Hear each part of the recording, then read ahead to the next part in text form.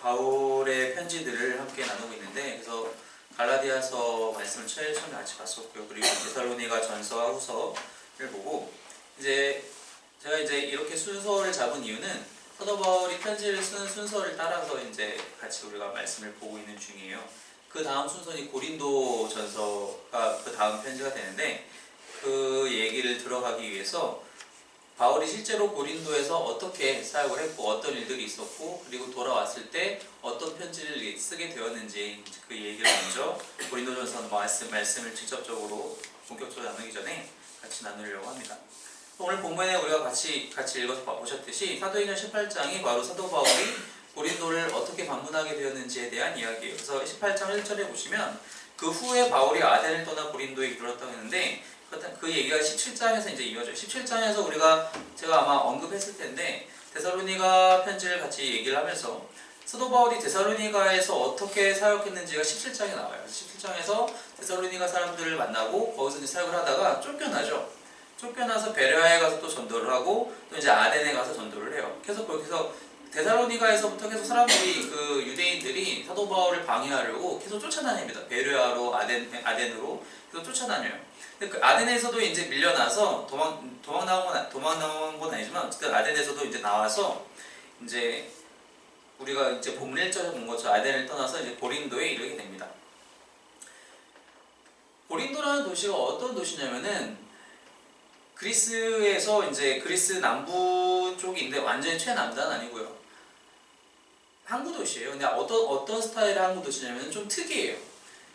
사실 이제 그 그리스 이 지역을 중심으로 서쪽에 있는 배가 동쪽으로 넘어가려면은 제일 원래 기초적인 방식은 이 남부지역을 쭉 밑으로 삥 돌아가지고 이제 동부 쪽으로 해서 이제 동양 쪽으로 터키나 이제 이스라엘이나 그쪽 방을 이렇게 배가 지나가게 되는데, 그러기에 너무 시간이 많이 걸린단 말이에요. 바닷길도 험하고. 그래서 어떻게 하냐면은 고린도 이 지역에 와가지고, 고린도 지역이 이게 상당히 그 땅이 좁은 지역이에요.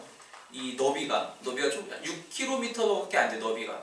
그리고 그 뒤 밑으로 이렇게 커지는 지역인데, 이 서쪽 편에다 배를 대고 거기다 물건을 다 내려요. 그리고 나서 그 물건들만 6km를 이동해서 반대쪽 항구에 와가지고 배에다 싣는 거예요. 큰 배일 경우. 작은 배일 경우는 어떻게 하냐면은 작은 배를 통째로 육지로 끌어올려서 밑에다 이제 그 바퀴가 달린 그런 이제 판을 깔아놓고 배를 끄는 거예요. 6km를. 힘들겠죠. 물론 사람이 하진 않겠지만. 배를 끌고 와가지고 반대쪽 항구에다 배를 다시 물에다 띄워놓고 이제 지나가는 거예요. 왜냐하면 그렇게 해야지 더 시간도 절약되고 배를 타고 밑에를 한참 도는 것보다는 훨씬 더 빠르다는 얘기죠. 안전하고요. 그런 식으로 하다 보니까 이 지역이 아주 상업이 발전하게 돼요. 왜냐하면 일단 배가 잘 들어오고, 그러다는 거는 이제 돈이 모인다는 얘기고, 또 그런 여러 가지 부대 사업들이 많이 일어나잖아요. 물건도 날라야 되고 배도 옮겨야 되고, 그러니까 여러 가지 돈이 모이니까 여기저기서 사람들이 모이게 되겠죠. 그래서 고린도는 다문화 지역이 되었어요. 여기저기서 많은 사람들이, 그냥 그리스 사람만 사는 것이 아니라 로마 전역에서 사람들이 몰려오고, 또 우리가 방금 본문에서도 읽었지만 유대인들도 많이 모이게 돼요. 그 자리에서 이제 많은 장사들을 하고 상업 발달이 많이 일어나고, 당연히 또 돈이 모이면 또 무슨 일이 발생합니까? 여러 가지 안 좋은 일들이 많이 발생하죠. 유흥이 엄청나게 넘쳐나게 되고 사람들의 죄악이 말 그대로 관영하게 됩니다. 넘쳐나게 돼요. 이걸 사도 바울이 고린도에 가는 길에 몰랐을까? 알았죠. 이미 이 시기에 사도 바울이 이미 이 고린도에 도착하기 이전부터 이런 산업들이 많이 발달한 상태였기 때문에 이미 사도 바울은 알았을 거예요. 이제 아덴을 떠나서 고린도에 가면서 고린도에 가면 또 엄청나게 나쁜 일들이 벌어질 테고, 지금까지 사도 바울의 행적이 그랬잖아요. 우리가 이제 사도 바울의 선교 여행을 말 그대로 1차 선교 여행, 2차 선교 여행이라고 얘기를 하지만 그게 즐거운 여행은 아니에요. 물론 이제 사역하는 데 있어서 그 사역의 결과 하나님의 도우심을 보면 즐거운 여행과 행복한 여행이 되겠지만, 그 현장에서는 사도 바울이 엄청 힘들었다는 말이에요. 매맞고 쫓겨나고 도망나고 쓰러지고 의식을 잃고, 항상 이런 일들이 반복되는 상황에서 또 지역과 지역을 지나면서 여기까지 왔기 때문에 사실 사도 바울의 입장에서는 또 내가 고난의 찬 행군을 시작하는구나, 아덴을 떠나면서. 게다가 또 그렇게 악명 높기로 유명한 이 고린도 지역에 내가 가게 되는데 거기서는 또 얼마나 또 더 큰 어려움이 있을까 라는 마음을 아마 하고 갔을 거예요. 실제로 사도 바울이 고린도전서 편지를 보내면서 뭐라고 얘기하냐면 한번 볼게요. 고린도전서 2장 3절 말씀입니다.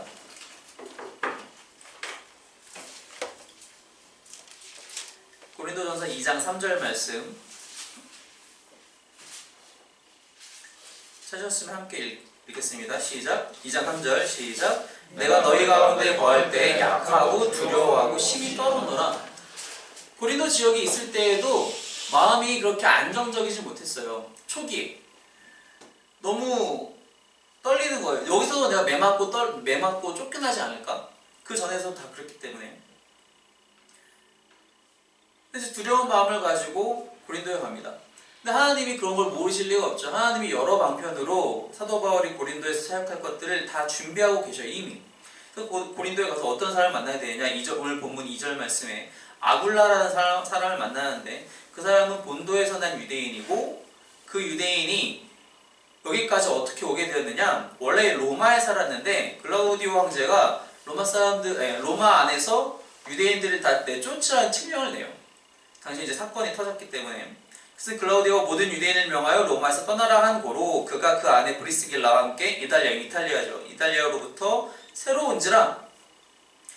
그러니까 고린도에 도착해서 봤더니 유대인 부부가 마침 있었는데 로마에서 이제 쫓겨나온 유대인 부부가 있었는데 생업이 같았다는 거예요. 3절에 보니까 생업이 같았다는 거예요. 같이 천막을 만드는 일들을 하고 있었어요. 바울도 마침 그 일을 생업을 갖고 있었기 때문에 잘됐다. 내가 여기 함께 지내면서 살 수 있겠느냐. 근데 오케이 하죠. 아굴라와 브리스길라도 여기저기 떠돌이 생활을 많이 해왔기 때문에 유대인이 로마까지 갔다는 건 이미 떠돌이 생활을 엄청나게 했다는 얘기거든요. 근데 거기서부터 또 떠나왔잖아요. 동명상련이죠. 또 같은 민족이기도 하고 그래서 같이 지내기로 합니다. 같이 지내면서 열심히 천막도 만들고 또 열심히 전도도 하죠. 사도 바울이 같이 살면서 아굴라와 브리스길라를 그냥 두지 당연히 않았겠죠. 거기서부터 이미 전도를 시작됐겠죠. 4절 말씀해 보니까 그러면서 안식일마다 바울이 회당에서 강론하고 유대인과 헬라인을 권면하니라. 즉 그들에게 말씀을 가르치고 또 전도했다는 얘기죠. 쉽지 않은 삶이었을 거예요. 왜냐면은 천막을 만드는 일 자체가 그렇게 쉬운 일도 아니고 가죽을 갖고 이렇게 깊고 큰 가죽으로 천막을 말 그대로 만드는 거니까. 당시에 자료들에 의하면 아마 사도 바울이 하루에 8시간 이상 일을 했을 거고 또 본인이 또 회당 가서 이런 일들을 말씀을 또 가르치고 주변 사람들 전도하려면은 하루에 거의 16시간 이상은 자기의 생업과 말씀 사역에 열심을 냈을 것이다. 쉽지 않은 일이었을 것이다 라고 사람들이 다 추정을 합니다. 근데 그러던 와중에 5절에 누가 찾아오냐면은 실라와 디모데가 찾아옵니다. 이 실라와 디모데를 먼저 보냈었는데 마게도냐로 보냈었는데 거기서 다시 돌아오는 거예요. 돌아오면서 그 지역에서의 이미 바울이 지나오면서 세운 교회들이 있잖아요. 그 교회들 찾아갔다 다시 돌아오는 거거든요. 그 교회들 찾아가서 그 교회 사람들이 사도 바울 가서 좀 도와주세요라고 이렇게 헌금을 모아줬어요. 그 헌금을 지금 들고 온 거예요. 그 실라와 디모데가. 그러니까 바울이 이제 천막 만드는 일을 잠깐 멈출 수 있는 거죠. 그전까지는 돈을 먹고 살아야 되니까 돈을 벌어야 했는데 이제 온전히 말씀 사역에만 집중할 수 있었어요. 그래서 5절 말씀에 그들이 내려오매 바울이 하나님의 말씀에 붙잡혀 유대인들에게 예수는 그리스도라 밝히 증언하니 이제는 말씀 사역에 올인했다는 얘기예요. 하루 종일 그것만 해도 충분하다. 근데 이제 그렇게 하다 보니까 당연히 유대인들이 반발을 하죠. 왜냐하면 그들한테서 예수는 그리스도가 아니거든요. 그들은 아직도 다시 오실 메시아를 기다리고 있었고 새롭게 오는 메시아를 기다리고 있었고 그들을 정치적으로 독립시킬, 그들을 군사적으로도 독립시킬 그런 사람을 기다리고 있었는데 예수는 절대로 그런 사람이 아니라는 거예요. 이 사람들 유대인들에게는. 그러니까 그들이 대적하여 비방하거늘 회당에서 이제 문제가 생긴 거죠. 바울이 이제 옷을 털면서 나 이제 더 이상 너희들이랑 얘기 안 할래. 너희들이랑 말 섞지 않겠어. 나 이제 이방인에게서 가가지고 유대인 아닌 다른 사람한테 가서 나 이제 전도하겠어. 난 더 이상 너희들 할 만큼 했고 너희가 받아들이지 않았으니까 너희들이 구원 못 받는 건 너희들 잘못이 내 잘못은 아니다 하고 원죄를 털고 나갑니다. 그리고 어디를 가냐면은 회당 옆에 있는 집에 자리를 차려요. 회당 옆에 디도 유스도라는 사람이 있었는데 이름이 이제 이방인 이름이에요. 유대인이 아니라는 거죠. 이제 이방인 사람 집으로 가서 거기서 이제 말씀 사역을 시작합니다. 근데 재밌는 거는 뭐냐면은 회당을 떠나 나와서 이방인들을 중심으로 말씀을 전도하는데 누가 믿게 되냐면은 회당의 장이 믿게 돼요. 지금으로 치면은 교회의 담임 목사가 그러니까 절로 치면 주지스님이 믿게 되는 거예요. 회당장 그리스도가 회당은 버려두고 이제 옆에 있는 이 유수도 집에 와가지고 그 바울의 가르침을 듣는 거예요. 그것도 혼자 오는 것이 아니라 온 지방과 더불어 주를 믿으며 동시에 그래서 수많은 고린도 사람들도 믿고 세례를 받게 되었어요. 근데 그런 와중에도 여전히 사도 바울의 마음에는 아까 우리가 고린도전서 2장 3절에서 읽은 것처럼 두려움과 떨림이 있었던 거예요. 그래서 하나님이 어떻게 바울을 또 안심시키시냐면은 환상을 보여주셔요. 9절 말씀을 보니까 환상 가운데 말씀하시되 두려워하지 말며 침묵하지 말고 말하라. 내가 너와 함께 있음에 어떤 사람도 너를 대적하여 해롭게 할 자가 없을 것이니 이는 이성 중에 내 백성이 많음이라. 사도 바울이 아직 만나지 못했지만 이성 중에 내 백성이 많다. 그러니까 두려워하지 말아라. 너가 지금 마음이 많이 떨리고 또 매맞고 쫓겨나지 않을까? 또 내가 죽을 위기에 처해 있지 않을까? 고민하고 두렵겠지만 트라우마가 있겠지만 그렇다고 말씀을 증거하는 사역을 멈추지 말아라. 침묵하지 말아라. 두려워하지 말고 담대하게 전하라. 내가 너와 함께 있다. 누구도 너를 대적하거나 해롭게 하지 못할 것이다. 그 말씀을 듣고 힘이 나죠, 사도 바울. 그래서 어떻게 돼요? 11절에 1년 6개월이나 머물러요. 사도 바울이 에베소에서 제일 최장기간 머물렀는데 그 한 2년여 걸리는 시간이거든요. 근데 여기서 두 번째로 긴 기간을 보내요. 1년 6개월 지나면서 그들 가운데 하나님의 말씀을 가르치니라. 사도 바울이 고린도에서 이제 열심히를 다해서 이제 이 일들을 초반에 겪고 나서 열심을 다해서 사람들을 가르치고 말씀을 증거하고 교회를 세우게 됩니다. 그러다 보니까 이제 아무래도 그 유대인들은 여전히 갈등 관계에 있죠. 회당장이 나갔으니 얼마나 이게 놀라운 일, 그 사람들의 놀라운 일이에요. 마침 때마침 새로운 총독이 옵니다. 갈리오라는 총독이 12절에 등장을 해요. 아, 이때다. 총독이 바뀌었으니까 한번 고발해보자. 그래서 가서 이제 고발을 합니다. 그랬더니 이 갈리오가 하는 말이 더 가관이에요. 야, 너희들 싸움은 너희들끼리 해. 나는 종교 문제로 이 자리에 온 게 아니고 정치 문제로 군사 문제로 온 거니까 그 일 아니면은 나한테 오지 마. 라고 얘기를 해요. 그러니까 이제 바울의 고발권을 아예 받지도 않는 거죠. 그냥 나가라. 그때 이 유대인들이 화가 너무 나잖아요. 쫓겨났으니까 고발하려고 왔는데. 17절에 뭘 하냐면은 모든 사람이 회당장 소수대네를 잡아 법정 앞에서 때려요. 근데 갈리오는 이제 일단 자기들 싸우니까 신경 안 쓰죠. 앞에서 8절에서 회당장 그리스보가 온 지방과 더불어 주를 믿어요. 그리고 새로운 회당장이 당연히 등장을 했겠죠. 그 사람이 소수대네인데 그 유대인들이 법정에서 쫓겨나온 다음에 한 일이 뭐냐면은 이 회당장 소수대네를 엄청나게 때리고 있어요. 잡아서 법정에서 때리고 있어요. 왜 그랬느냐? 추정컨대 이 소수대네 역시 바울의 전도에 설득당해서 하나님을 예수를 그리스도로 믿게 된 거예요. 이게 이제 고린도전서 1장 가서 볼게요. 고린도전서 1장을 가서 보시면 잠시만요. 제가 지금 본문 말씀을 찾아야 되는데 이 1장을 소수대네와 1장 1절이네요. 그리스도 예수의 사도로 부르심을 받은 바울과 형제 소수대네는 무슨 뜻이냐면은 당시에 그러니까 바울이 처음 도착했을 때 회당장 그리스도도 예수를 그리스도로 믿게 예수님을 영접하게 되고 그 다음 타자 회당장인 소스데네도 예수를 믿게 된 거예요.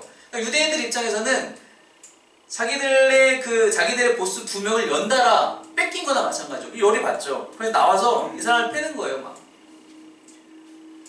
그런 일들이 지금 고린도에서 일어나고 있다는 겁니다. 사도 바울의 사역이 성공적이라는 거. 이미 사도 바울이 떠나오기 전부터 그 안에서 말씀이 역사하고 있었다는 거죠.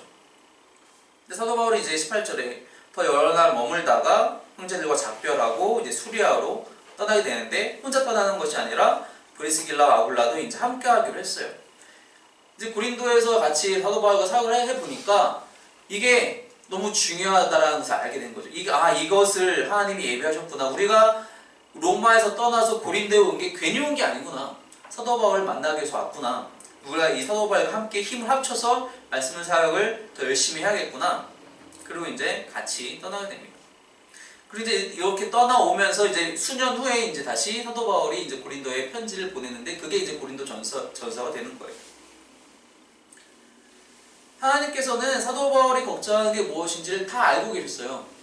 사도 바울이 무엇 때문에 걱정하는가? 고린도라는 지역이 너무 힘든 지역인데 내가 그리스의 전역의 소문들을 다 듣고 있는데 고린도 지역이 너무 힘들다. 거기가 너무나도 죄악이 가득하고 역사가들이 이 지역에 대해서 어떻게 평가를 했냐면 특별히 유대인들도 마찬가지지만 이 지역 이외의 다른 지역에서 섬기는 모든 우상 숭배들이 여기서 일어나고 있다는 거예요. 이제 그리스의 여신인 아프로디테가 있잖아요. 아프로디테의 큰 신전이 이 고린도 지역에 있어요. 아프로디테가 미의 여신인데 그 미의 여신을 섬기는 사제들이 1000여 명이 되는데 여자 사제들이 말이 좋아서 사제지 사실은 성전의 창기예요. 얼마나 이 도시가 타락한지 우리가 쉽게 알 수 있죠. 당시의 유행어가 타락한 사람들은 저 사람 고린도인 같아 라는 게 당시의 유행어일 정도로 타락한 지역이란 거예요. 아프로디테만 있는 것이 아니라 다른 지역에서 바알로 일컫는 신도 여기서 똑같이 숨기고 왜냐하면 각 지역에서 찾아오기 때문에 수많은 사람들이 고린도에 모였기 때문에 수많은 우상들이 모인 지역이 또 고린도라는 거예요. 단지 우상이 모인 것이 아니라 우상과 함께 죄가 함께 모이게 되고 이 지역이 얼마나 타락했는지에 대해서 바울이 알고 있었다는 겁니다. 바울이 가면서 힘들겠다. 또 힘들겠구나. 하나님이 그것을 알고 있었다는 거예요. 하나님이 바울의 고민을 알고 있었고 바울이 걱정하는 것을 알고 있었다는 거예요. 맨날 매 맞고 돌아다니는데 여기서도 또 내가 매를 맞겠구나. 분명히 내가 전하는 말씀은 이들이 갖고 있는 논리와 이들이 추구하는 방식과 다른 것을 내가 얘기할 건데 또 난 또 매 맞겠구나. 하나님이 어떻게 준비하세요? 브리스길라와 아굴라를 그곳에 준비시키십니다. 로마에서 잘 살고 있는 사람을 일로 불러오세요. 황제의 칙령이라는 도구를 사용해서 고린도로 데리고 옵니다. 만나요.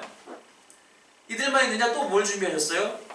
실라와 디모데가 각지의 교회에서 바울을 위해서 선교원금을 모아서 갖고 와요. 이게 얼마나 큰 힘이 되었겠어요. 얼마나 육체적으로 피곤합니까? 안 그래도 사도 바울은 몸이 안 좋잖아요. 자기가 직접 편지를 쓰지 못할 정도로 눈도 안 좋고 몸도 안 좋은 사람인데 그 천막까지 기우면서 얼마나 힘들었겠어요. 그런데 그것까지 또 예비를 하세요.